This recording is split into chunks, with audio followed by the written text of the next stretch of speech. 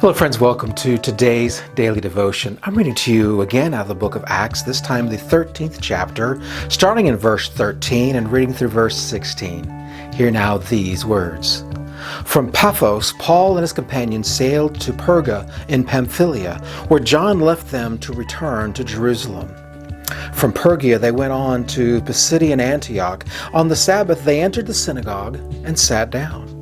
After the reading from the book of the law and the prophets, the leader of the synagogue sent word to them, saying, "Brothers, if you have a word of exhortation for the people, please speak."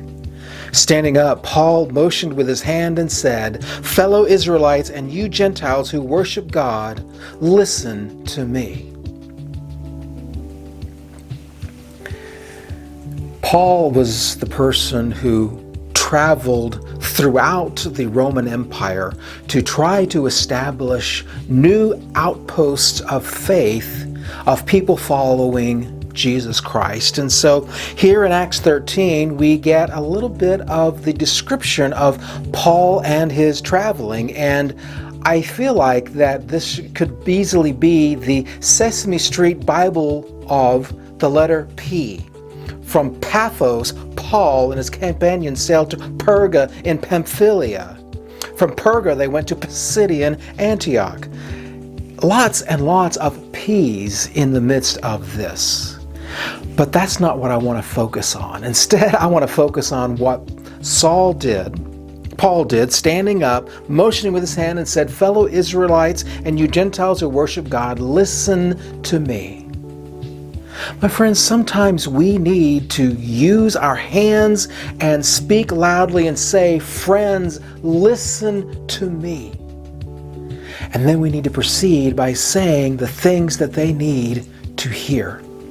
And if there's anything that this world needs to hear right now, is that God is love. God cares for us, and God will see us through.